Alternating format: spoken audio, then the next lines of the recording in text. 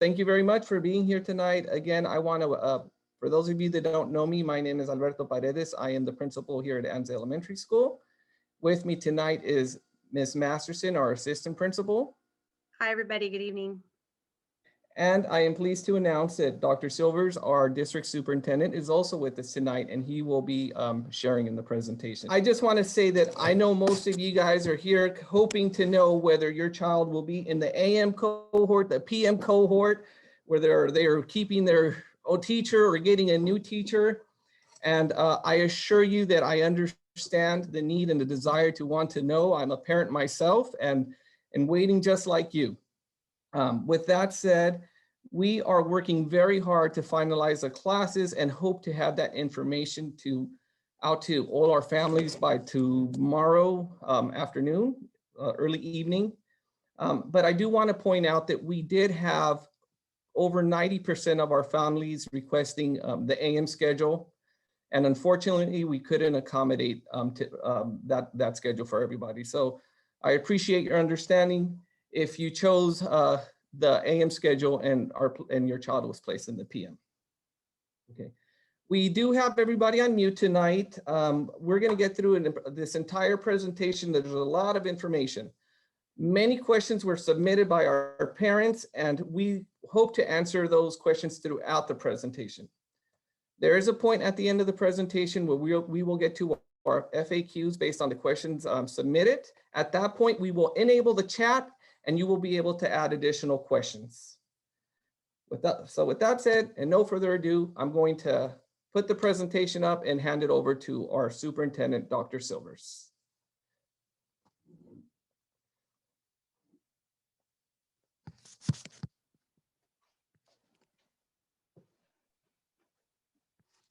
Good afternoon. Can you all hear me? Everybody? Good. Okay.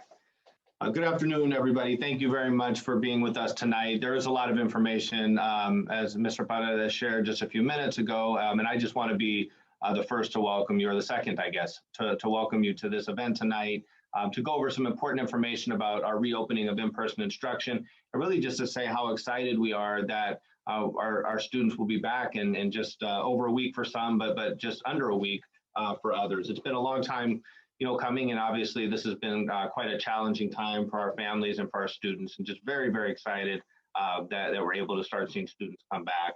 Latest numbers coming out of LA County this morning was an adjusted case rate of 7.2 per 100,000, right on the cusp of hitting the red tier, which is a tier below. We've never actually achieved that goal since the pandemic began.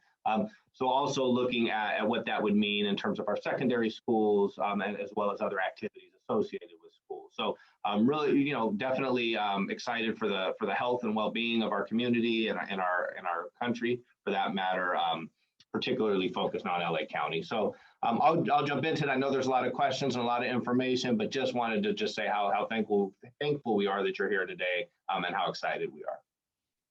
All right. So I shared that, but just want to point out here that on our website, and when we post this presentation on our website, as part of that as well, you'll have access to this Wiseman reopening guide. It has as much as we could compile into 17 pages to provide families. Obviously, there are some questions that are not answered in there, and we'll hope to get to those tonight or today, or in the future. Feel free to reach out to your site principals, teachers, as well, as we start moving sort of down this road of return. And we're going to move on to the next slide. So what to expect when students are on campus? We are going to see some different looks to our campuses. We're going to see classrooms that may look a little bit more sterile, a little bit more separated in terms of desks. The positioning of the desks, you could see here, there's carrels or plastic plexiglass partitions that'll be on every single desk. And then we will be doing our temperature checks, as you see here to the right, as students enter for health and safety reasons. And very, very important is that we maintain good hygiene and cleaning practices on our sites. All touch points, which are going to be, our custodians are aware of all these high touch points, and they'll be going through regularly and cleaning these high touch points, which would be light switches, obviously pens and pencils that people use that are left in the main office for sign-in, door handles, door knobs, countertops that are used quite a bit. And then in our main office there to the left, you could see the distance dots trying to continue to maintain the 6 feet distancing protocols. And also we see in this picture the plexiglass shielding here to protect our staff as well. So move on. So when we look at our health and safety protocols, the first and bold-faced bullet point here is that all staff, students, visitors, and any stakeholder that is near and or on our campuses will be required to wear face coverings. And this is not a district mandate, this is a health order. And so we'll be enforcing the health order. This includes during recess time, it includes outdoor activities, should classes happen outside, during recess time, et cetera. Students would be asked, and staff would be asked to wear their face coverings, and we'll be really diligent about monitoring those types of that use, the mask use. Students will be in stable groups throughout the day. That means they'll be with a limited number of students. That helps with social distancing. It helps with our ability to do contact tracing. Should there be a case or a scenario in which someone was exposed and or has contracted the COVID-19 virus. All students, staff, caregivers, and other essential visitors will be screened for symptoms of COVID-19 on a daily basis. We do have a tailor-made screening app that will be sent, information will be sent to families. It's as simple as logging onto a phone and or an email address where you could confirm basically yes or no questions that many of us have probably seen as we've gone to doctors and dentists just about exposure to potential COVID-19. That would then be submitted to the school site, and we'll be keeping that on a dashboard. What's bold-faced here is this idea of essential visitors. We really are asking our families to communicate virtually as best possible. Unless there's an emergent situation or an urgent situation, we are going to ask that families communicate with their teachers through email and or Zoom, with principals and administrators through Zoom and phone calls as best possible. Of course, we do know that there are those emergent situations that happen where families may need to enter our campuses, but that would be for essential purposes only. Staff members will be provided PPE that's considered. We have PPE stocked and stored, face shields, masks, gloves, I guess the suits, hazmat suits for lack of a better term, so that, and then these plexiglass shields, so that all the cleaning protocols and practices we can do, and we can do it safely for everybody, including our staff and students. The district will and continue to coordinate with the custodial staff because we need to ensure safety. It's a pillar of our mission, which is that our facilities are regularly and sufficiently cleaned and disinfected. We're following Los Angeles Department of Public Health, California Department of Public Health guidelines, and of course the CDC standards. And our custodians currently have checklists for cleaning assignments, so that we make sure that it's happening regularly and that they're able to protect the health and well-being of our students. We do know that a big portion of our testing over the last week or moving into the next week is going to be that 90-minute block of time between the AM PM cohort, where we have 90 minutes to break down and start for another cohort, just 90 minutes later. So making sure that we hit all of the touch points, that we're fogging and disinfecting all the classroom spaces where students were for the AM cohort, so that they're ready and clean and sanitized for the PM. Site administrators will provide updates to families about any changes to community compliance or any type of compliance changes, which we know happen regularly. And so as we're monitoring the LA County Department of Health protocols, especially as we get closer to the red tier, which likely will happen next week, at least hitting those metrics, that we're communicating that to our families and aware of any changes that come with that. So when possible, we are going to ask that doors and windows are open to allow for this indoor-outdoor exchange. I have shared in previous presentations that our HVAC system will also be exchanging air from the outside in. And I just have to say, I'm very, very happy to announce that all of our classrooms have now been are currently now outfitted with a very high quality air purifying system that's actually attached to our HVAC. So as air comes in, it will all be purified. It's almost a 99% effectiveness or efficiency or effectiveness rate. So really happy that we're able to get that in to all of our sites, offices and all classrooms, bungalows, et cetera.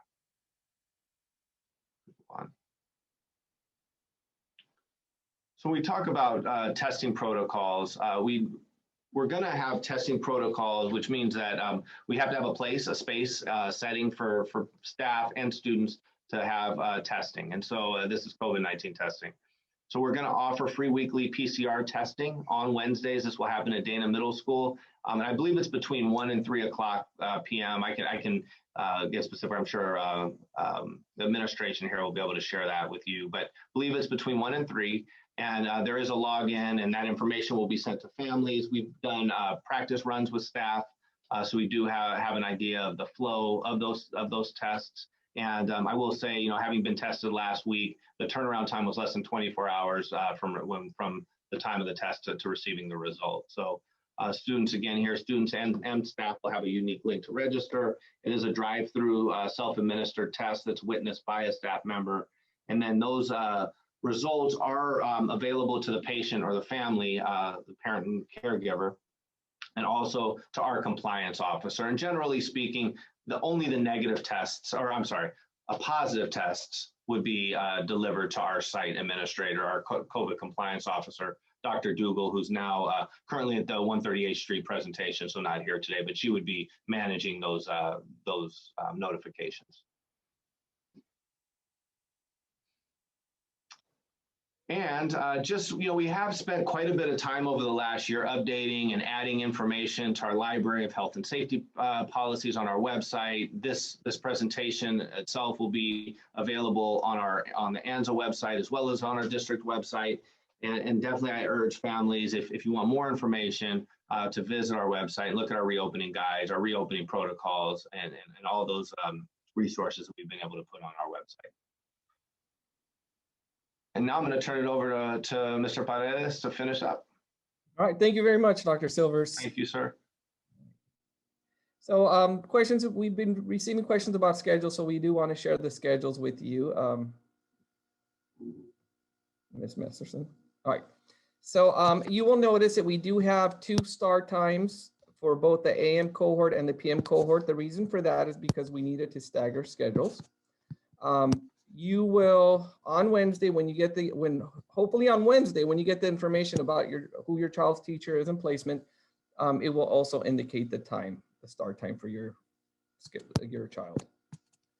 But as you can see, we're looking at, because of the staggering start times, we're looking at 2 different start times in the AM, one being 8:20 and the other being 8:30. And for the PM group, we're looking at a start time of 12:20 and another one of 12:30. Our students that are remaining on distance learning will have a set start time of 8:30 in the AM and a set start time of 12:15 in the PM. All right. So now I'm going to talk a little bit about the daily screening tool that you heard Dr. Silvers mention. Ms. Masterson, can you turn the slide? Okay. Every family is going to be invited to log, will receive a link. Well, we will be asking families to use their phone or another electronic device to to do a symptoms checker every morning for their student. It's very important that families take the time. The email will go out every morning at approximately 6 a.m. Families can complete it at any time. Upon completion, you will either get a green check or a red X. If you have the green check, you're good to go. You come to school. When you arrive, you just hold up your phone to one of our school employees and we flag you in. If you get the red X, please stay home for the day. It is very, very important that you do this prior to coming to school. It'll save a lot of time at arrival and dismissal.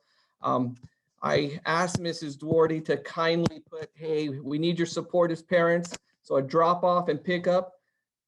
I love chatting with every single one of you. Those of you that have been on campus before know that I welcome the conversations, but for these times, I'm gonna ask you to drop and go and pick up and go as quickly as possible. So the earlier you get this done, the better.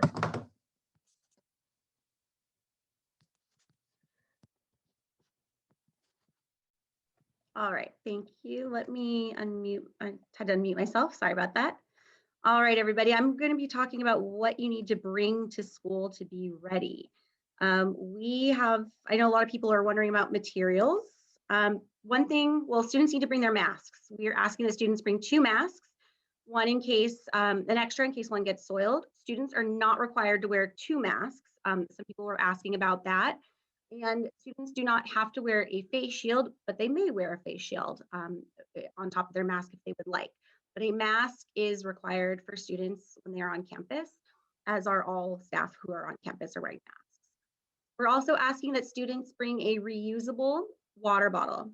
Water fountains on campus will not be available for student use. There will be, the water is available in the classrooms from the faucet, but students will need to bring their own water bottles to campus. We've also been receiving lots of questions about snacks. Anza has made the decision that students will not be having snacks on campus unless there's a special circumstance. There are also questions about water during classroom time, and water will be, that's really at the teacher discretion if a student needs to go outside and have water, but students will have access to water throughout the day. We're not going to ban that for students. If there are students that have any special needs, please do reach out so we can make sure to accommodate that. And teachers, once they have their class rosters and everything is finalized, they'll be reaching out to families to let you know what materials students need to bring specifically. That varies by classroom, so we don't have that information for you tonight. Entry to campus. All right. Please don't get caught up on the classrooms. We're just giving you an example of the different arrival times for both the AM and PM group. We are including every classroom on campus because we never know if we'll have 100% of our classrooms back on campus at any given point. So it was important for us to have a schedule created in the event that we have to pivot back and forth. But you will notice that there are staggered start times. For kindergarten, there's 10-minute gaps between each group. And as you go across the grade levels, we have some groups starting at 8:20. We have some groups starting at 8:30. And then in the PM, again, we have some groups starting at 12:20 and others starting at 12:30. Because along with the staggered start times, we have different entry points. Are we going over that? Do you want me to go to that map? Oh, no, well, I think I'm going to repeat myself. Like I said previously, we are asking that all families are punctual. Families that you are encouraged to walk, families, and if you do walk, we do ask you to do your best to remain the 6-foot social distance required. Avoid having the sidewalk conversations and chatting in front of the school. We are opening the gates 10 minutes prior to every student's start time. Upon arrival, students will enter through the gate and walk directly to their classrooms. They will wash or sanitize their hands prior to entering, and then students will take their seat. Again, it is very important that everybody is punctual because we do have staggered start times and students entering from different gates. You could just imagine the congestion it would cause if we have students showing up at different times. Again, we are asking all adults that are not school employees to stay off campus. We want to, if you need anything, we ask that you go through our office and make an appointment, and we'll either call you, have a Zoom appointment, or do whatever we can to assist you. If you are dropping off multiple students, whether it be through a child care provider or multiple siblings or neighbors that decided to quarantine together that are coming to school together, we're asking you to, as a family, drop off all students at the gate of the youngest student in your group. Once again, drop off all students at the gate for the youngest student in your group. And now we're going to look at the entry points. Oops, sorry about that. All right, so here's a map of our different entry points. For those of you that are familiar with the school, this might be a little easier. For those that are not, we are encouraging you to visit on Thursday to get an idea. But you will notice that what was typically our valet drop-off for the entire school in the morning is now only for TKK. The 3-5 dismissal gate, where the old CDC used to be, is for 3 through 5 drop off. And we're going to ask our students in grades 1 and 2, parents, caregivers, please drop off at 123rd Street at the gate located right next to the kindergarten playground. Now, this is different from the pickup gate, so please make a note of that. And again, all this information will be on our website. And that's only for grades 1 and 2 that it's different, but we'll review that later on. Again, as I mentioned, our gates will open 10 minutes prior to the student start time. And this is just a close-up view for our TK families. This is the entry point for rooms 1 through 4. Room 5 will enter directly through our office and head out to the quad through those double doors. And in every case, we will have staff there to assist. Grades 1 and 2, again, this is a close-up view of the gate on 123rd Street. Those are classrooms 6 through 13.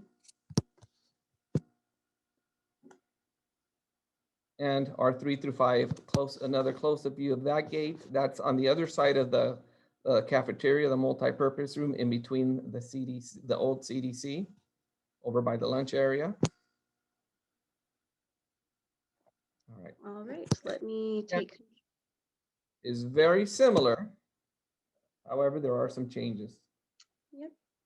All right, so for exit from campus, we won't be sending anything and we're looking at phones or anything on the exit, so that part will be a little bit easier. But students will be released from the same gate, except for first and second grade, and I'll show you on the next map what that looks like. Students will line up, socially distanced, of course, and wait for families. Students, once they see their parent or caregiver walking up, or once they see the car that they need to get into, students will then be released from the gate. Again, our dismissal times are staggered so that we have small groups as possible outside for dismissal. That's why being punctual is so important, to keep our lines moving and keep our egress happening so that our next group can come out. Walking might be the easiest, and please again keep in mind to keep social distance outside of campus. And for families who have multiple students or picking up multiple children, please decide as a family the gate where you'll be picking up. We'll work with families to make sure that the students are all together at pickup time. And families, caregivers that are dropping off, you might want to start practicing the buckling in, buckling out with your children so we can do this quickly. Just keep that in mind. Make it a game, start timing it. You got a few days to practice. Yeah. So this is the dismissal schedule, again, staggered. So those who come early or to the 10 minutes early time will be dismissed 10 minutes earlier. And yep, the schedule all matches up here for dismissal. And this will be, again, shared to families. Now, I want to encourage families that have the later dismissal, who have the 3 o'clock pickup time and the 11 o'clock pickup time, to come closer to that time. There's no need to arrive early. We're going to have another group dismissing. If you do arrive early, please park in our parking lot or find somewhere else. Do not get into the valet line, because you will create some confusion and slow down the line as we try to figure out where your child is. Again, the closer you come to your pickup time, the better. Also, I just want to make a note on this slide. It does say that there's an error where it says gates and classroom doors open 10 minutes prior. That's not the same for dismissal. I'll fix that when we send this out the final copy. Gates will open at the dismissal time.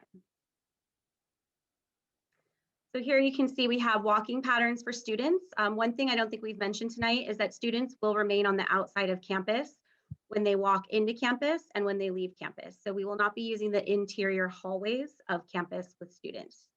So we have walking patterns already determined for our students when they go in and out of campus. And I'm sorry, I do want to note on this slide where first and second grade students will be dismissed, it's up at this gate closer to La Cienega.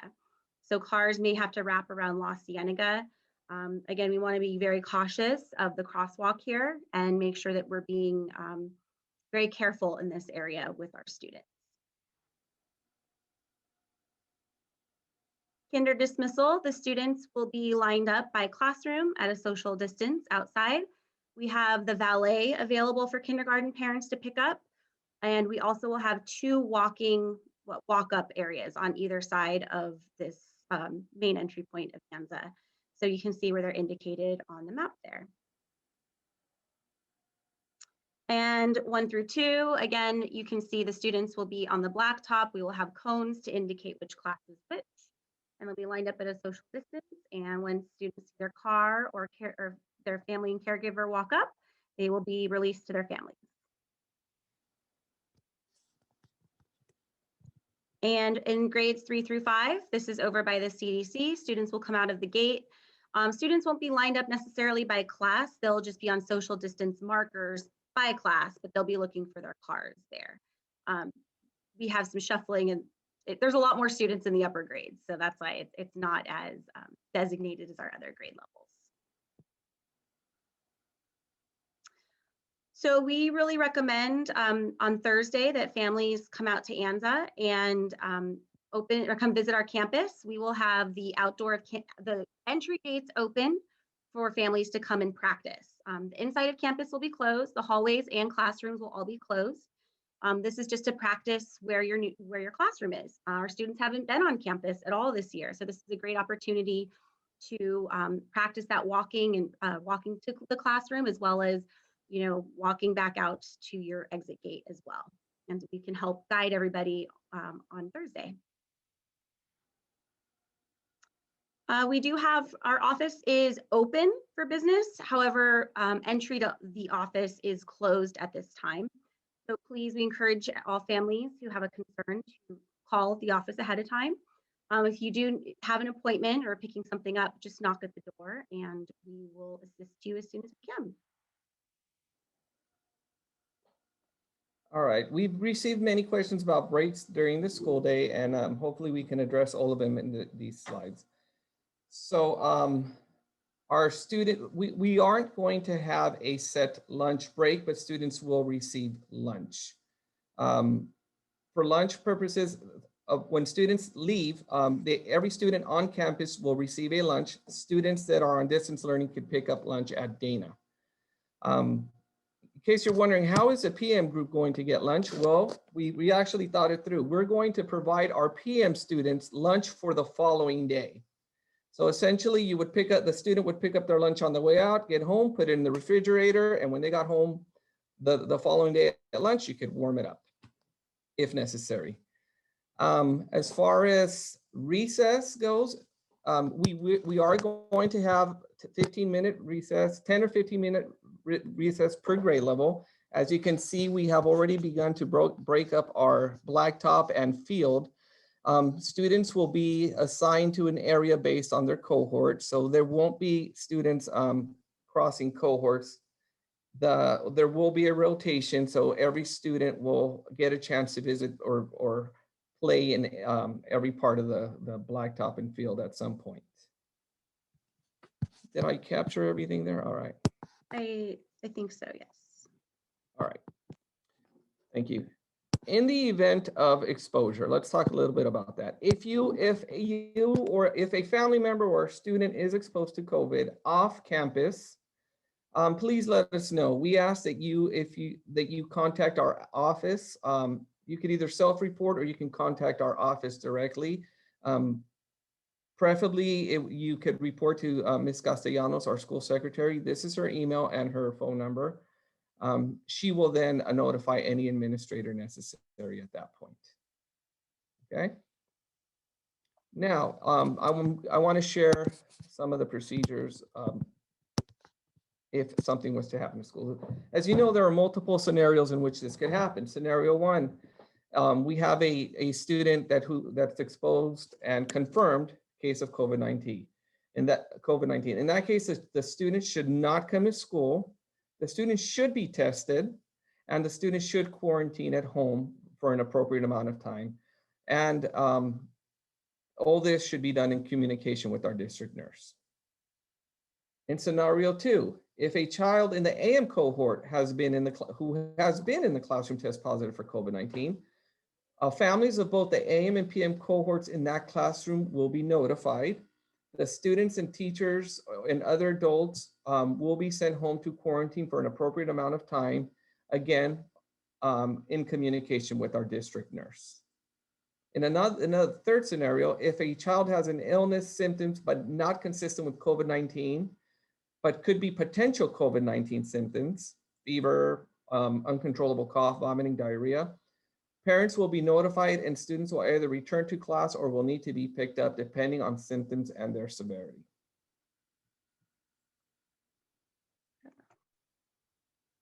All right, in another scenario, a staff member, not a teacher, tests positive for COVID-19. The COVID-19 compliance team, in collaboration with our leadership, which is Ms. Masterson and myself, will determine who, if anyone, was in close contact to this individual. The confirmed case and all close contacts are sent home to quarantine and are recommended to get tested for COVID-19. In scenario 5, a child is identified while at school of exhibiting potential COVID-19 symptoms. The child is sent home and a medical provider should be consulted for appropriate next steps, possibly including a COVID-19 test, treatment for other symptoms. The child should remain home until fever-free without medication for 3 days, and all other symptoms have improved as well. Albert, can I jump in real quick just to? Please do. So the families know, if anybody on school site tested positive, there's several letters that would go out that families would receive. So whether you were a close contact or not, we would be sending letters out to the entire school community to let them know general information, obviously. And then, of course, those that were closer to the closer contacts essentially would receive a different letter with different directions and so forth. So we want to keep that communication open. We do have those letters ready to go, and should we need them, we hope we don't, but obviously they are ready if we need to send them out.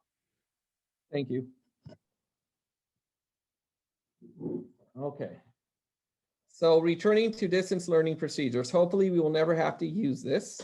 But in the event that we do, that whole class cohort will be sent home to quarantine. The students would shift to a 100% distance learning model with no change to their daily learning schedule. Students who are enrolled in a 100% distance learning, not the hybrid model, will continue to learn from home using the new distance learning schedule. And if a student or small group of students in a hybrid cohort are quarantining from home, for whatever reason, they will still have access to their classroom asynchronous assignments. Wednesday synchronous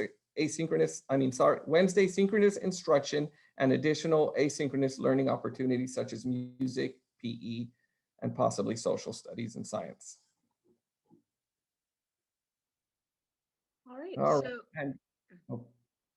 I'm sorry. And with us again is Aliyah Elesmar. She is one of our counselors, and she is going to go over the next few slides. Hi everyone, my name is Miss Aliyah. I'm part of the care team. I service 3 schools and will be stationed at Anza during this transition to help assist our students, make sure they have a smooth transition back to school. So the elementary school counseling team has been hearing a lot of questions about how to talk about the change in schedule and routine, anxiety that students may be experiencing right now or might start to experience next week, and other general questions about how to help ensure that students are supported socially and emotionally through this transition. The counseling team has 3 dates this week where we will go in depth about these topics, and parents and caregivers will have an opportunity to ask questions. The first session is tonight at 7, another is tomorrow at 4:30, and the third opportunity is Thursday at 12. If you'd like to register, please go to www.wsdcareteam.org/school transition. We also have a social and emotional support resource notebook that provides tools, articles, and videos about change, transition, talking about COVID-19, promoting positive behaviors, and addressing feelings like anxiety. It can be accessed at www.wsdcareteam.org/coping notebook. On March 10, we're offering a family workshop where parents and caregivers can attend the virtual workshop with the students, and we'll talk about coping strategies. To register for that workshop, you can go to www.wsdcareteam.org/family convos. On March 8th, we have a parent caregiver workshop on gratitude. Expressing gratitude is related to outcomes like increased self-esteem, better sleep, lower rates of aggression, and lower rates of depression. So it's an everyday tool to promote mental health. And finally, we offer individual, group, and family counseling. So if you are feeling like your student or family is in need of support, please don't hesitate to reach out to us. So again, one common question is about how to talk to students about the change in schedule. So here are a few tips. It's important to be mindful. So before you start the conversation, make sure you're in a mental space where you can be patient. Try to show compassion, even if you don't agree with your student, and be in the moment. So no phones, you're just focused and present with your student. Choose a time to talk when you can put aside other things that might distract you. As you communicate, ask questions ask what questions your student has, and be open to their answer. Be honest. This might mean explaining why you chose hybrid versus remote, or explaining that some students will have a different schedule. As you share feelings, ask how your student is feeling. Listen without interrupting as they respond, and validate how they are feeling. It's normal to have varying feelings, like sometimes feeling sad or sometimes feeling happy about the schedule change. It's also normal to feel two things at once, like excited and nervous, or sad and safe. Expressing gratitude by acknowledging what you and your student are thankful for can help promote a positive attitude about school, and identifying potential challenges and problem solving may also help your student feel more in control and prepared to transition back to school. And then finally, model the behavior you'd like to see. So engage in healthy practices like letting your student see the tools you use to calm down and make decisions. Let them know that you have a range of feelings as well. Practice self-care. It'll be easier for you to take care of others when you're taking care of yourself. They will learn that important skill from you. So make sure you reinforce positive behavior. Students want to be praised and they want your approval. They will respond when you praise for meeting expectations. So try using a reward or consequence system or an incentive program to promote those positive behaviors. In terms of anxiety, there's a lot that we can talk about here. Just briefly, as we think about prevention, when students have a safe space to talk or calm down and find peace, they or have regular routines and schedules, and they're familiar with what to expect and practice in anticipation of new experiences, their level of anxiety decreases. Of course, a change in routine is the very reason why we're here, but this can be a time to minimize other changes in routine and try to make sure that the parts of your daily routine that are in your control are stable. De-escalation strategies help to ensure that levels of anxiety don't increase to a point where the students feel out of control. This means that when students start showing signs of anxiety, the focus is on helping them calm down versus pushing them to complete a task in that moment. Calm down tools or a calm down corner are really helpful. Students may benefit from having a fidget toy, listening to music, or taking a break for water or a short walk. And that's what we have for you. So thank you. And then please contact us if you have any questions. And we hope to see you at our workshops. All right, thank you, Ms. Aaliyah. Let me stop my share for just a moment. We're now going to go into the questions for tonight. I am going to turn on the chat, and it'll be a chat to me directly. I'll be asking questions. I'll be asking the questions to Mr. Paredes. All right, are you ready to get started? Let's do it. And it's Dr. Silvers, please chime in at any time as well. All right. I'm going to start with the questions that came in advance, and we're going to go through them. All right. So are staff required to get tested prior to returning to campus? That while testing is available, staff is not required. We highly recommend it if they are feeling any symptom or feel that they have been in close contact or exposed to COVID. And are students required to have testing done?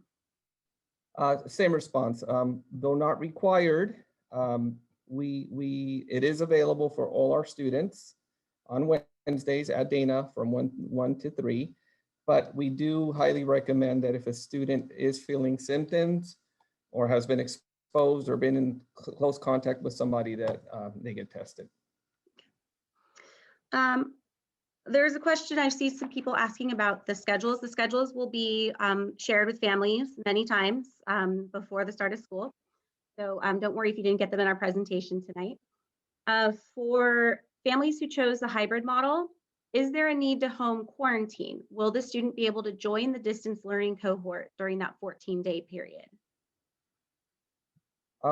If I'm understanding the question is, if a student has to quarantine for whatever reason may be, the student may not, the student would only be able to join the classroom on Wednesdays for the whole group Zoom instruction piece, but not during the week, not Monday, Tuesday, Thursday, Friday. Okay. If our child is accepted for the hybrid program and we need to be out of town for a week, will we have the option to do online Zoom classes for that week? So our child doesn't miss school, or would our child be marked absent for that week? In that particular case, the student would be marked absent. Now, a student enrolled for in-person instruction is now considered an in-person student. If just like when you're not in school, you get marked absent. So that would be a student would be marked absent. Can we switch the type of learning method after the start date of classes? For example, my child is in-person learning. We find that it doesn't work for us. We want to switch to full distance. At this point, we really encouraged our families to pick what was right for them at the moment. We are pretty much getting very close to locked in, if not already, in most grade levels, which means switching back and forth would be very difficult at this time. So the short answer is no, but it depends. There's always that, it depends, right? All right. And can you speak about the before and after care programs? The information went out to families. I believe there's an orientation this week. I'm sorry, I don't have the time and date with me, but Dr. Silvers, do you happen to know? Or if not, it'll be on our messaging. So I'm sorry, I don't know the time, but March 10th, there's a family orientation. I believe it went out in a message yesterday. I could check and put it in the chat, just the time here in a minute, but we will be hopefully opening as soon as possible. We're targeting an April 12th start date, but we're looking to start prior to that. So we are pushing to try and get the program open. Okay, so should we return the Chromebook? Chromebooks and all other school supplies, just so that we don't have to keep going into school supplies, Ms. Masterson. Please wait for your teacher's direction on that. Chromebooks will still be utilized. In some cases, a teacher may ask students to bring their Chromebook in for a lesson or an activity that they're going to do together. But no, you do not need to return the Chromebook at this time unless you are leaving the district. And can you speak about specials, music, PE, and library? Okay, so we are currently working on the schedules, the master schedule all around, which means because of the AM PM, we actually have more opportunities to provide that instruction. Any student in the AM cohort will get to complete those asynchronously during the PM hours and vice versa. Students in the PM cohorts will complete those activities in the AM cohort. Again, your teachers, your children's teachers will give you the schedule for the week like they've been doing. It'll just look different. And I know we touched on this, but what is the procedure for bathroom use? And I think maybe we could talk about the safety protocols for the bathrooms as well. All right. Students are allowed to use the restroom. I just want to say that. You know, like, you know, I have kids too, and I know that no matter how much you encourage them to use the restroom before they leave the house, as soon as they walk out, they need to use the restroom. So we get it. Yeah, the restrooms will be open. We have sectioned some off, some stalls off so that there's enough social distancing or space between restrooms and stalls. Teachers will allow students to go use the restroom. We do have yard supervisors and campus supervisors that will be monitoring usage, and we are not allowing more than 3 students in a restroom at a time. That's because of spacing. There's a question specific to TK, but I think it's appropriate for kinder and maybe even our first grade families. How will students in the lower grades be handled in case the child has a hard time walking in alone? You know, caregivers, that really depends on you right now. You really want to encourage, show them that how comfortable you are. You want to come visit. Like I said, the gates will be open. You walk them over and you say, look, this is where you're going to enter. The other piece to that is I'm going to ask parents to make a choice that morning. Typically in a regular school year, Ms. Masterson, myself, one of the counselors would walk over, help bring the students into the classroom.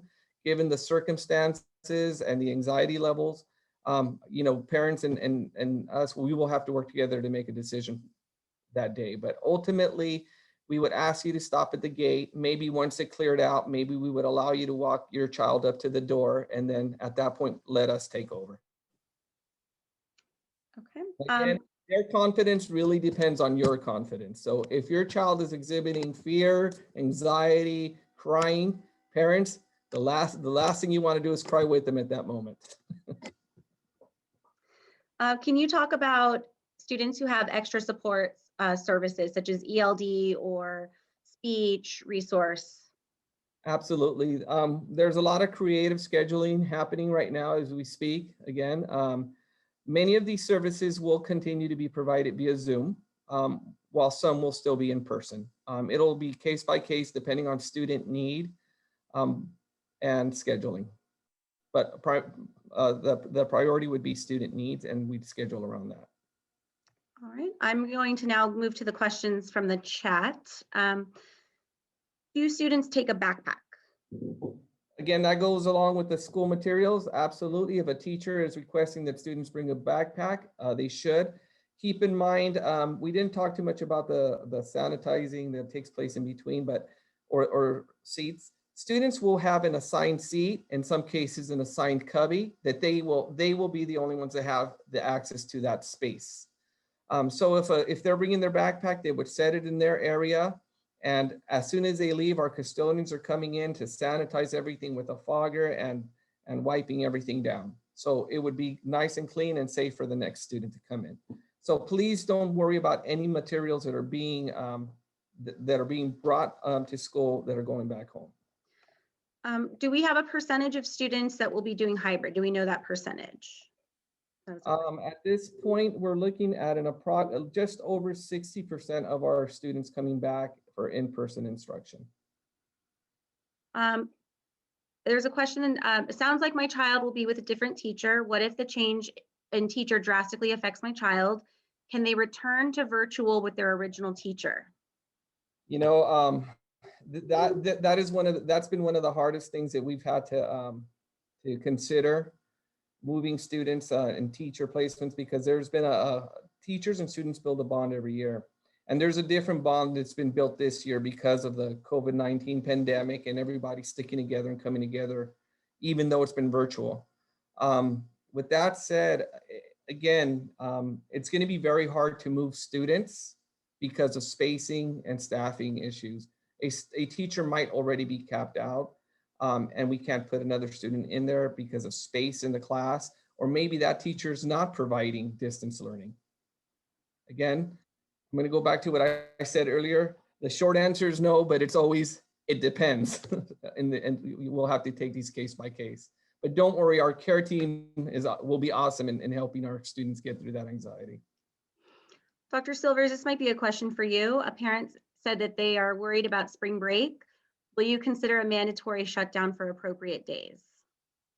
So we're not, at this point, we actually reached out to the Department of Public Health, and until one of the health departments actually suggests that we do that, we're not going to do that. And we're just going to message to families as best we can. You know, we're hoping that people stay as local as possible, obviously, and just in the interest of everybody being safe, that we all just take those precautions. And we know that there's exceptions, and holidays bring and breaks, you know, bring travel with them, and we understand those circumstances. We would just ask that families then self-quarantine, right? That the student would stay home for the appropriate amount of time. And when a student has a red check mark from the daily checkup, are they able to log into an online class? So in that case, remember, asynchronous work is available every day. They would not be able to come to school in person. However, on Wednesdays, there is a whole class Zoom for an hour, so students would be able to join that. Will the playground equipment be sanitized in between use? Yes. So we're considering keeping the actual apparatus, the slide, and the monkey bars and all that closed for the first week or two until our students get used to social distancing, so that they get used to the appropriate space. But yes, we do have a spray fogger system that our custodians will go out and spray the apparatus down in between cohorts, in between recess cohorts. Are students able to be dropped off via bike, and is locking up bikes permitted and possible? Yes and yes. So students could ride their bike as long as they, they have their helmets and they understand the safety protocols out in the street. Our bike racks are located at the 3-5 gate area, so the student would have to lock their bike on that side. Please talk to your children about waiting their turn. So if somebody's locking up their bike, wait for that student to finish until so they can lock up theirs.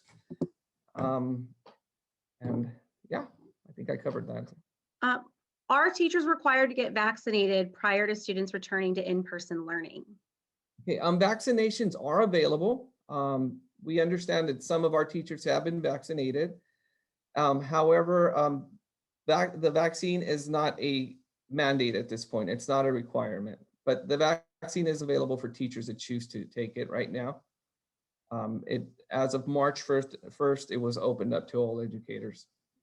And Albert, I can jump into, and just we do have a partnership with the Beach Cities Health District, and so they're offering an allotment of vaccines for our staff and for our staff for every week. So there's 3 days a week that staff can go and receive the vaccine. So that's in play. It started this week. In fact, I think today may be the first appointments for staff, and we were able to accommodate a large majority of our staff this week. So we were very lucky and thankful from the county and from the Department of Health to allot those vaccines to our staff. And that's dose 1, remember. So it is a 2-dose regimen, but certainly getting that first dose is a big step. I think we answered the next one, but I think it's important to touch on again. It says if we do leave the country, I'm sorry, not the country, the county for a trip, what does the following schedule look like for those that were in the on-campus learning cohorts? Or maybe I read that wrong.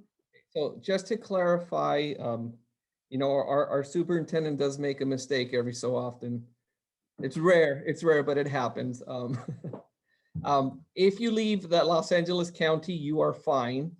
However, if you leave the state or you travel internationally, then we need to be a little bit more cautious, and you would be expected to quarantine. I hope that answered that question. I believe it did. I'm just going to answer this one. Again, PE, music, and art and everything will be done asynchronously. Those will continue during asynchronous time. Our teachers on campus will be focusing in on the core subjects of reading, writing, and math. Correct. Parent volunteers. Oh goodness, we miss our parent volunteers, but unfortunately, until given further notice from the county as to what's acceptable right now, we can't have parent volunteers on campus. A parent was looking for clarity if their child is sent home because they need to quarantine. So for example, he has COVID, or if he doesn't, but he was around someone in the classroom that tested positive.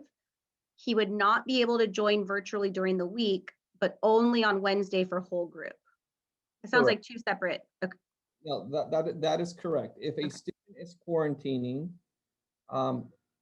they wouldn't be able to join virtually during the week, but they would be able to join on Wednesdays during the whole group because that is a virtual lesson, a virtual time. Okay. I think, Albert, part of that question too is the reality is if a student was exposed to COVID and was on campus, it's likely that that whole class would have been potentially been exposed, which would go to one of those other scenarios as well, which may transfer that cohort, both cohorts, that entire sort of the A and B cohort with that teacher to a distance learning model, which they would follow then as a regular-ish schedule. I missed that part. Thank you, Dr. Silvers. And is the student COVID test nose or mouth swab? It is a nose swab. Okay. Can families, if they do hybrid but no longer feel safe, can they go to full Zoom? And I think we've answered that, but it has been recurring a little bit. Yeah, essentially, again, I'll repeat it. It is a possibility. It will always depend on space availability. So we may have to work with one of our other schools in the district to see if there's space over there. It'll just depend. Will students who receive IEP services complete them online or in person? Yes, they will receive services, and it will depend again. Some students will receive their services via Zoom, or some will be in person. It just depends on the need of the student and the best way to meet that student's need. I'll give you an example. Some of the IEP services may require social skills, but we can't mix cohorts. So in that particular setting, you may have a social skills group on Zoom versus in person. And there are multiple scenarios that I recommend that you reach out to your child's teacher or teachers to determine which one, to see how to best meet the needs of the student. Will the option to do distance learning or hybrid be brought up again for the new school year? Also, will this affect permit students if on distance learning? All right, so if I'm understanding the question correct, the new school year referring to September 2021, 2022. Again, it depends on what the county guidelines are at the time. If we're back in full force, then no. If we're still in some sort of hybrid learning, then yes, our hope is that this schedule works and we're able to continue it. There should be no impact to any student on permit because of this scheduling. The only impact to permits would be new students enrolling if there's space or not. And also, I want to let you know, I have turned off the chat. We have a few more questions to get through for this evening.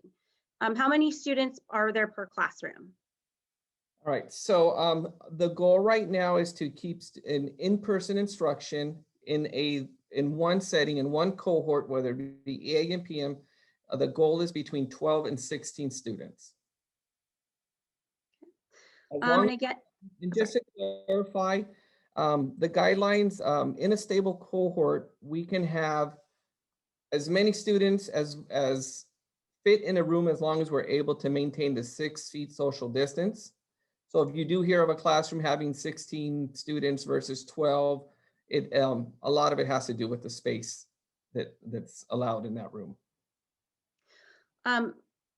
Again, student schedules, no student teachers, hopefully tomorrow is our goal. That question has come up a couple of more times.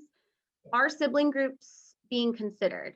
So for AM, PM schedules and also pickup drop-off times. All right, so absolutely, sibling groups were almost, I want to say almost took the priority in some cases, well, took the priority in most cases. However, there are some cases where we were not able to accommodate. So you may have a student, a sibling group, and if that is the case, please reach out to me if you can't figure out a schedule, and we'll see what we can do. There were a few students that with siblings that due to placement and family choice You may have a student in the AM group and another student in the PM group. What is the policy that children during pickup are getting into the correct car? I'm not understanding that question. Like, at the beginning, it's very important, you talk to your children about only who's picking them up. And if it's not you, make sure they are clear on who's picking them up. You don't want, this is just regular family safe practices that I would recommend even during non-COVID times. So you want to have the conversation with your children. As far as us just letting children go with random parents or random students, we will not. So we're really going to rely on working together and making sure your children know who's picking them up. Now, I will tell you, just like in a normal year, if you are the parent that picks up your child regularly and you can't make it, call our office. Let us know. We will let the student know.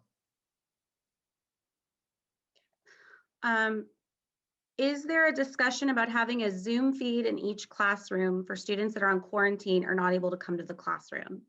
So this would allow students to log in and at least follow along with the lesson. At this point, we have thought about that, and that's never a no, but at this point, we find it a little challenging to do so. However, it is something that we would look into if we needed to.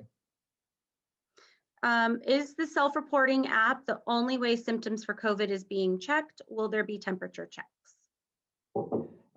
So thank you for bringing that up. We didn't mention that today.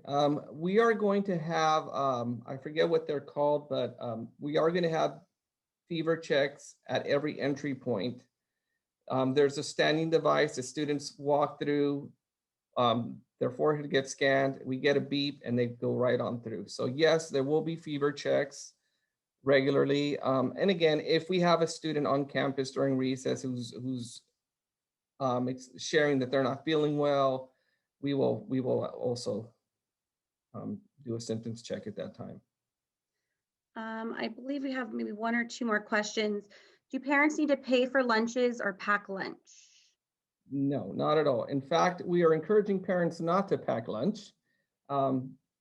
Every child on campus will be given a lunch on their way out. So at dismissal, the lunches are going to be placed right on the benches that are right in front of their doors. Those of you that are familiar with Anza know that every back door has a bench on the outside patio area.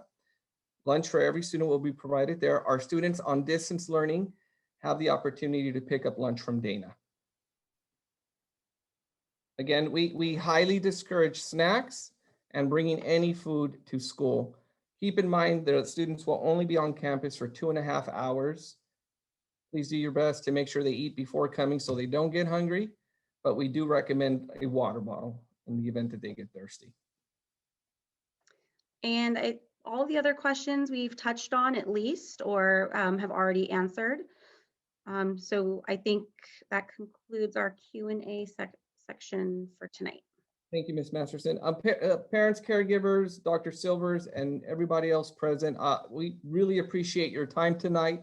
We are super excited to bring the students back. I mean, we've been waiting. Those of you that I've seen at Costco and out as I'm riding my bike with my son, you know how excited I get to see you. So I'm really happy that we're able to bring students back. On that note, if we did not answer your question, please reach out. I'm not gonna lie, we've been a little slow on email lately. We're doing a lot, but we will respond. Call, email, and one last thing, we are repeating this presentation tomorrow at 11 a.m. There's no need to attend. We are going through the same process again with families that couldn't make it tonight. Everyone, Dr. Silvers, did you want to say anything before I sign off? Thank you, everybody, for being here today. Really good to see you all and look forward to seeing you in person here soon. So thank you all. Well, thank you, everybody. Have a great night, and I can't wait to see you all. Bye-bye.